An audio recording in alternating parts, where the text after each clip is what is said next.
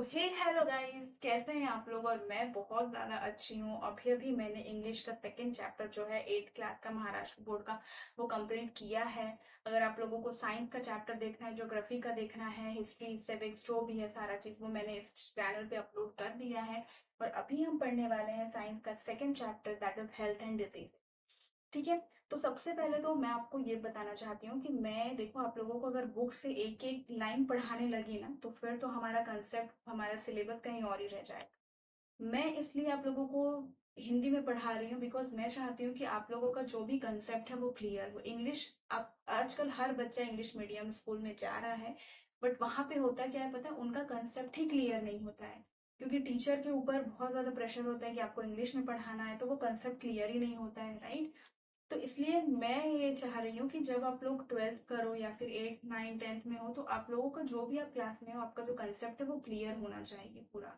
और concept clear कैसे होता है, जब आपको हिंदी में बातें समझाई जाती हैं तब आपको याद आता है। और इंग्लिश तो बहुत आसान लैंग्वेज है यार। जब आप एग्जाम में जाते हो, क्वेश्चन पढ़ते हो, तो आपको हिंदी में सारी चीजें समझ में आती है और आप क्या करते हो फिर उसको इंग्लिश में आराम से लिख सकते हो, ट्रांसलेट कर सकते हो, राइट। तो आज हम पढ़ने वाले हैं health and disease, second chapter of science. ठीक है। तो सबसे पहले हम ये देख लेते हैं कि हेल्थ क्या होता है। ठीक है।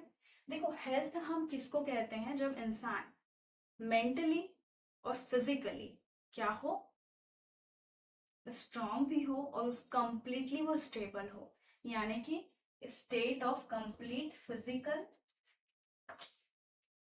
मेंटल। ठीक है। चलो अब क्या हो गया कि चलो वो मेंटली स्ट्रांग है, फिजिकली स्ट्रांग है।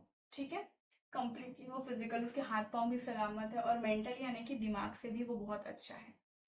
पर होता क्या है कि कभी कभी वो जब किसी से मिलता है, किसी से वो इंटरेक्ट करता है तो वो डरता है। तो उसका मतलब क्या होगा, अगर वो डर रहा है तो वो उसका हेल्थ क्या है, खराब है। ठीक है। वो कंप्लीटली क्या नहीं है, हेल्दी नहीं है। तो हेल्थ के लिए हमको क्या है कि कंप्लीटली फिजिकल, मेंटल, और एक वर्ड आता है सोशल वेलबींग। ठीक है। अब सोशल वेलबींगनेस मतलब क्या हो जाता है आपका कि जब कोई किसी से इंटरेक्ट कर रहा है तो वो बहुत अच्छे से इंटरेक्ट कर रहा है, वो जब किसी से मिल रहा है तो अच्छे तरीके से उनसे पेश आ रहा है, ये आपका होता है सोशल वेलबींगनेस। ठीक है। एंड नॉट जस्ट कि उसको कोई बीमारी नहीं है। ठीक है।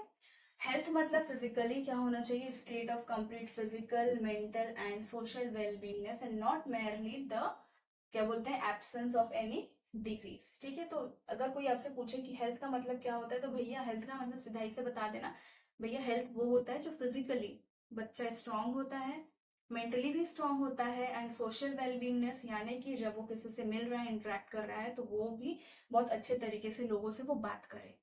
ठीक है। इसका मतलब होता है हेल्थ। ना कि सिर्फ इसका मतलब ये नहीं होता है कि उसको कोई अगर बीमारी नहीं है, ठीक है, पर अगर वो मेंटली स्ट्रांग नहीं है तो वो हेल्थी में नहीं आएगा। ठीक है। हेल्थ मतलब क्या हो जाएगा, याद रखो, PM, prime minister, physical, mental, और उसके बाद यहाँ पे आप अब एस से आप कुछ भी ले सकते हो भाई, सोशल, चलो मान के चलो। ठीक है। पीएम आपको याद आ जाएगा तो आपको तुरंत याद आना चाहिए कि सोशल, पीएमएस। ठीक है। Physical, mental and social wellbeingness, and not just merely the absence of any disease, ये आपका क्या हो जाता है, हेल्थ। ठीक है। अब अगर कोई मान के चलो बहुत अच्छा है, ठीक है, उसको फिजिकली वो स्ट्रांग नहीं है, तो वो हेल्दी कहलाएगा क्या, नहीं कहलाएगा। ठीक है। हेल्थ के लिए फिजिकली, मेंटली एंड सोशल वेलबींगनेस, पूरा जो आपका स्टेट है वो पूरा स्ट्रांग होना चाहिए, तब जाके हम बोल सकते हैं कि हाँ वो हेल्थ है, उसका जो हेल्थ है वो बहुत ज्यादा अच्छा है, यानी कि वो कंप्लीट अच्छा है। ठीक है। अब डिजीज मतलब क्या हो जाता है, हम देख लेते हैं। डिजीज यानी कि क्या होता है, देखो डिजीज से आपको याद आना चाहिए, डी है तो डिस्टरबेंस। ठीक है। पर कहाँ पे डिस्टरबेंस, डिस्टरबेंस इन बॉडी। अब क्या डिस्टरबेंस हो सकता है, ठीक है, फिजियोलॉजिकल,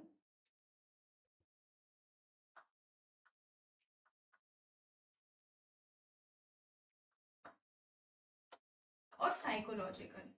ठीक है। फिजियोलॉजिकल मतलब क्या होता है कि कोई फिजिकल भाई उसको और शुरू से कुछ है कि उसका हाथ नहीं है, पाँव नहीं है, एक ऐसा तरीके का, ठीक है, कि वो डिस्टरबेंस रहता है बॉडी में, ठीक है, कि फिजिकली वो जैसे हम बोलते हैं ना कि यार ये हाथ दुख रहा है, वो दुख रहा है, ये दुख रहा है, वो दुख रहा है, तो वो फिजिकली स्ट्रांग है ही नहीं। तो डिजीज मतलब क्या होता है कि बॉडी में डिस्टरबेंस होता है, ठीक है। अब वो कौन सा डिस्टरबेंस हो सकता है, या तो साइकोलॉजिकल यानी कि दिमाग का कोई डिस्टरबेंस हो सकता है, या तो फिजियोलॉजिकल, ठीक है। और फिजियोलॉजिकल तो सबको बहुत ज्यादा होता है, किसी की नस दुखती है, किसी का हाथ दुखता है, किसी का हाथ दुखता है, किसी का सिर दुखता है, इसको हम क्या बोलते हैं, फिजियोलॉजिकल, ठीक है। गॉट इट हेल्थ क्या होता है कि भाई मुझे मेंटली भी स्ट्रांग होना है, फिजिकली भी स्ट्रांग होना है, एंड जब मैं किसी से हाथ मिला रहा हूँ, जब मैं यानी कि किसी से इंटरेक्ट कर रहा हूँ, तो भी मैं उन लोगों से बहुत अच्छे से पेश आ रहा हूँ, तो दैट इज सोशल वेलबींगनेस, उसके लिए एक वर्ड है, ठीक है। एंड डिजीज क्या हो जाता है कि भाई डिजीज से आपको याद रखना है कि कुछ तो भी डिस्टरबेंस होता है यार बॉडी में, पर वो कौन सा डिस्टरबेंस होता है, दैट इज साइकोलॉजिकल हो सकता है, यानी कि मेंटली नहीं हम बोल सकते हैं उसको, लाइक काइंड ऑफ मेंटली, ठीक है, मेंटली ही होता है, और एक फिजियोलॉजिकल होता है, किसी को कुछ प्रॉब्लम है, किसी का हाथ दुख रहा है, किसी का पाँव दुख रहा है, तो ये होते हैं दो चीजें, हेल्थ एंड डिजीज, ठीक है। तो ये आप लोगों को अभी मैंने बता दिया है। अब हम देखने वाले हैं कि इसके टाइप्स क्या क्या होते हैं, ठीक है, ये डिजीज के जो टाइप्स क्या क्या होते हैं, ठीक है। सबसे पहले जो होता है अकॉर्डिंग टू ड्यूरेशन, ठीक है, कि वो कितने टाइम के लिए क्या हो रहा है, रह रहा है। अब आपने देखा होगा कि कोई कोई जो चीजें होती हैं, जैसे कोई कोई बीमारी होती है कैंसर, वो हमें तुरंत पता चलती है क्या, नहीं पता चलती है, वो पहले धीरे धीरे धीरे करके बॉडी में वो क्या होती है, बढ़ती रहती है, धीरे से धीरे धीरे धीरे बढ़ती रहती है, और फिर हमको पता चलता है कि हाँ यार कैंसर हो गया है मुझे, राइट। और उसके बाद उसका जो ट्रीटमेंट भी होता है वो तुरंत होता है क्या, नहीं, उसके उसको ठीक होने के लिए ट्रीटमेंट तुरंत होता है, पर उसको ठीक होने के लिए क्या होता है, बहुत समय लगता है, राइट। तो ये जो ऐसे डिजीजेस होते हैं जो हमें बहुत धीरे से पता चल रहे हैं, और उनका ट्रीटमेंट भी बहुत, ट्रीटमेंट जल्दी होता है, पर वो ठीक कब होता है, वो बहुत धीरे ठीक होता है, तो उसको हम क्या बोलते हैं, क्रोनिक डिजीज, ठीक है, क्रोनिक डिजीज, गॉट इट। अब क्रोनिक में आपको क्या याद रखना है, कैंसर, ठीक है। अब मैं कैंसर याद रखने क्यों बोल रही हूँ आपको, क्योंकि क्रोनिक में भी क्या आता है, सी आ रहा है, एंड कैंसर में भी सी आ रहा है, तो आपको ध्यान में आ जाएगा कि क्रोनिक यानी कि कैंसर, तो कैंसर क्या होता है भाई, धीरे धीरे जब होता है तब हमको पता चलता है, ठीक है। और उसका जो ठीक भी कैसे होता है, वो बहुत धीरे ठीक होता है, क्योंकि उसमें बहुत टाइम लगता है, कभी कभी तो इंसान उसमें मर भी जाता है, राइट। तो ये होता है क्रोनिक डिजीजेस, जो कि बहुत धीरे से होता है, धीरे से हमें ये पता चलता है, राइट। और एक हो जाता है आपका एक्यूट डिजीज, जैसे कि जो जल्दी होता है और जल्दी ठीक भी हो जाता है। फॉर एग्जाम्पल आप ले सकते हो कि आपको बुखार आया, बुखार किसी कारण से आया भाई, कि आप बारिश में क्या होता है, गीले हो गए थे, और तुरंत दवाई लेने के बाद ये ठीक भी हो जाता है, तो ये क्या होता है, एक्यूट डिजीज हो जाता है। क्रोनिक यानी कि जो धीरे तुमको पता चलता है, धीरे से क्या होगा, ठीक होता है, और कभी कभी तो ठीक नहीं भी होता है, ठीक है। तो ये होता है अकॉर्डिंग टू ड्यूरेशन। अब यहाँ पे होता है अकॉर्डिंग टू रीजन, किसी रीजन के कारण ये होता है, ठीक है। अकॉर्डिंग टू रीजन में अगेन दो पार्ट्स हैं। सबसे पहले हेरिडिटरी, ठीक है, और एक होता है आपका एक्वायर्ड, ठीक है। हेरिडिटरी यानी कि क्या होता है, जो हमें हम जब हम जन्म लेते हैं ना तब से ही रहता है, राइट, जब हम जन्म लेते हैं तब से ही रहता है। फॉर एग्जाम्पल डाउन सिंड्रोम, ठीक है। डाउन सिंड्रोम एक ऐसी बीमारी है ना जिसमें क्या होता है कि कभी कभी बच्चे की जो हम बोलते हैं ना दिमाग की जो हालत होती है, मतलब वो ग्रोथ ही नहीं होता है, ठीक है। वो अगर छोटे बच्चे जैसे सोच रहा है, तो जब वो बड़ा भी हो जाएगा ना तो भी वो छोटे बच्चे जैसे ही सोचेगा, कभी वो फिजिकली मतलब बढ़ नहीं पाएगा, उसकी हाइट छोटी रहेगी, तो इस तरीके का सब प्रॉब्लम आता है, तो इसको हम बोलते हैं डाउन सिंड्रोम, ठीक है। और एक्वायर्ड में क्या आ जाता है, ये तो हेरिडिटरी रहता है क्योंकि उसको वो जन्म से रहता है, ठीक है, डाउन सिंड्रोम। अब एक्वायर्ड डिजीज में भी दो आ जाते हैं, ठीक है। एक होता है इन्फेक्शियस डिजीज, और एक आपका हो जाता है नॉन इन्फेक्शियस, ठीक है। अब इन्फेक्शियस डिजीज में क्या होता है कि जैसे जो इन्फेक्शन से होते हैं, ठीक है, अगर आपको सर्दी, आपने सुना होगा कि अगर आपको सर्दी है तो आपके घर में भी किसी को सर्दी हो ही जाती है, राइट। तो ये क्या होता है, इन्फेक्शियस, मतलब एक को अगर इन्फेक्शन है तो दूसरे को भी क्या हो जाएगा, ये तुरंत इन्फेक्शन हो जाता है, ठीक है, फिर हम जैसे देखते हैं कि फ्लू आ रहा था, जैसे स्वाइन फ्लू था, फिर कोरोना था। कोरोना वायरस भी क्या था, इन्फेक्शियस डिजीज था, क्योंकि अगर वो मुझे हो रहा था तो आपको, फिर जो मेरे साथ घर में है उसको भी हो जाएगा। तो इसको हम बोलते हैं infectious disease. And non infectious क्या होता है कि जो ऐसा नहीं है कि वो अगर छींक रहा है उसके साथ आप रह रहे हो, खाना खा रहे हो, तो वो क्या होगा, वो जो डिजीज है वो आपको नहीं होगा। फॉर एग्जाम्पल डायबिटीज, आपके घर में आपके मम्मी पापा होंगे जिनको डायबिटीज होगा, पर वो आपके तक फैल रहा है क्या, नहीं। वैसे ही किसी किसी को हार्ट की बीमारी होती है, हार्ट की बीमारी है तो वो अगर पापा को है तो आपको होगी क्या, नहीं। राइट, तो आपको ये जानना है कि अकॉर्डिंग टू, एक तो ड्यूरेशन होता है, क्रोनिक मैंने बता दिया, क्रोनिक यानी कि जैसे कैंसर का आप एग्जाम्पल ले लो, एक्यूट यानी कि जो जल्दी होता है, जल्दी ठीक भी हो जाता है। राइट, फिर अकॉर्डिंग टू रीजन होता है हेरिडिटरी, यानी कि मैंने आपको बताया डाउन सिंड्रोम, एक्वायर्ड में दो आते हैं, इन्फेक्शियस और नॉन इन्फेक्शियस।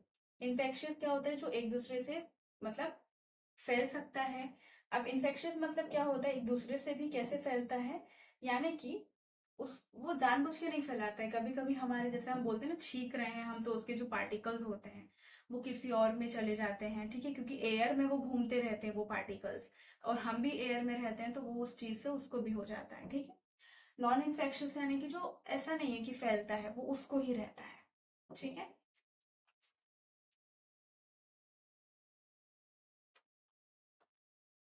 ठीक है, अब इन्फेक्शियस डिजीज क्या होता है हम देख लेते हैं।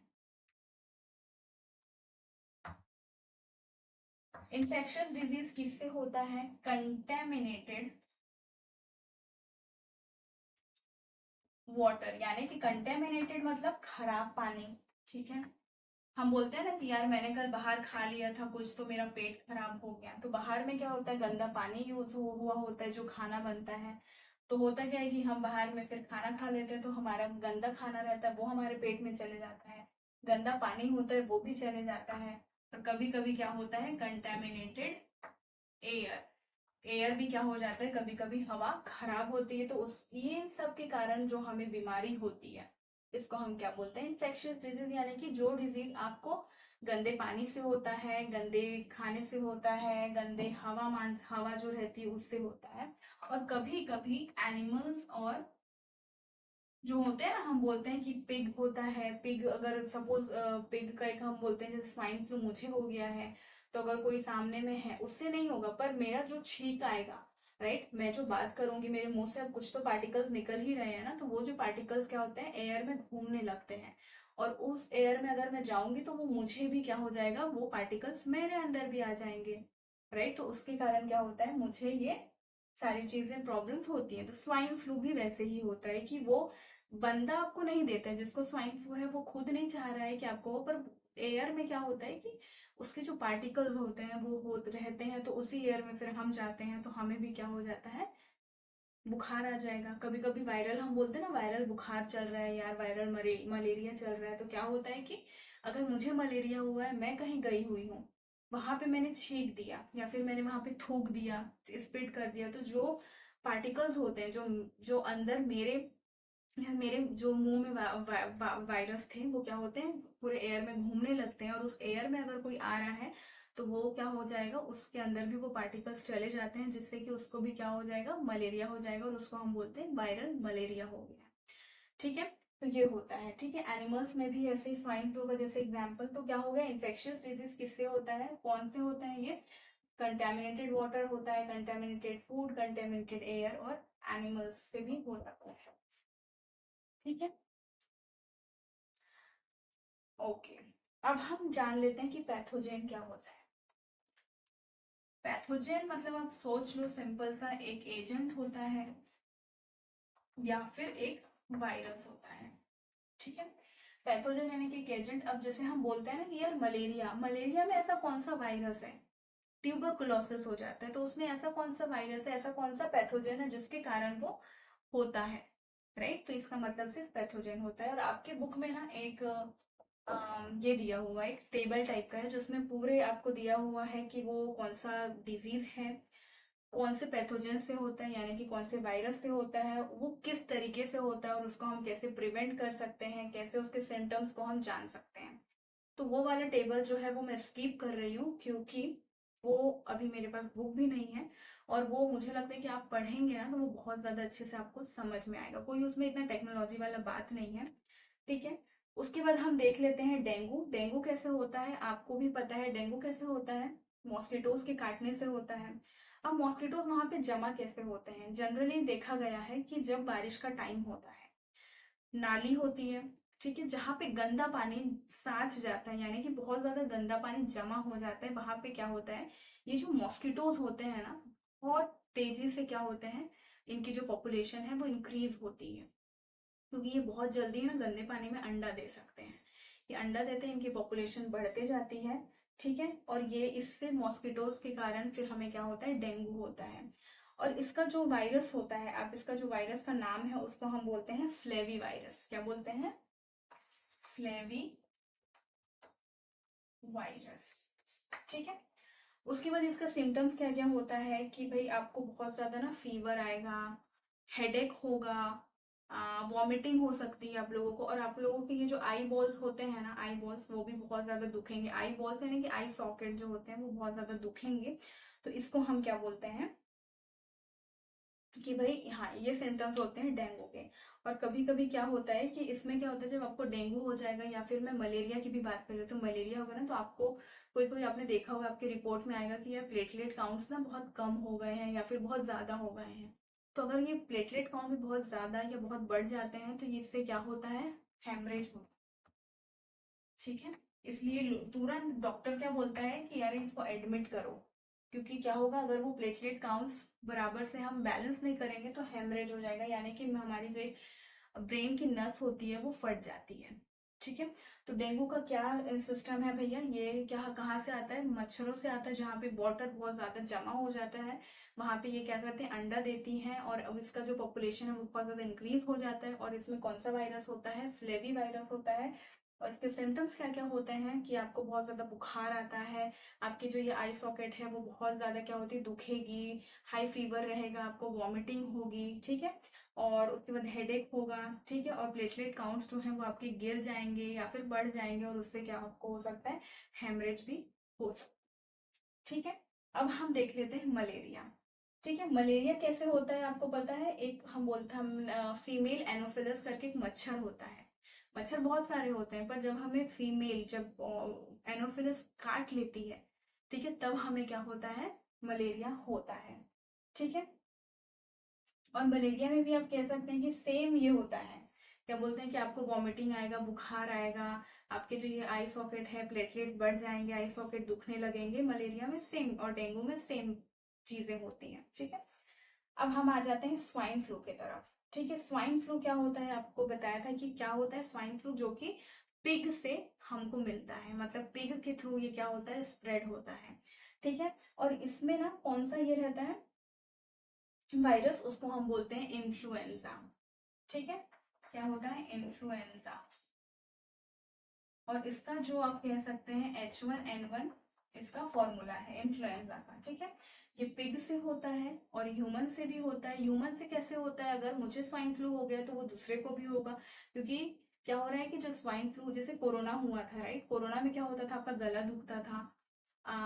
ठीक है। तो गले में क्या होता है, जो हमारे एक वायरस घुस जाता है, अगर मैं बात कर रही हूँ तो पार्टिकल्स निकल रहे हैं, अब उसी एयर में क्या हो रहा है, पार्टिकल्स घूम रहे हैं, फिर वो कहीं ट्रैवल ट्रैवल कर करके अगर उस एयर में की चपेट में कोई इंसान आ जाता है तो वो उसको भी हो जाएगा। इस तरीके से कोरोना के जैसे ही स्वाइन फ्लू भी क्या होता है, स्प्रेड होता है।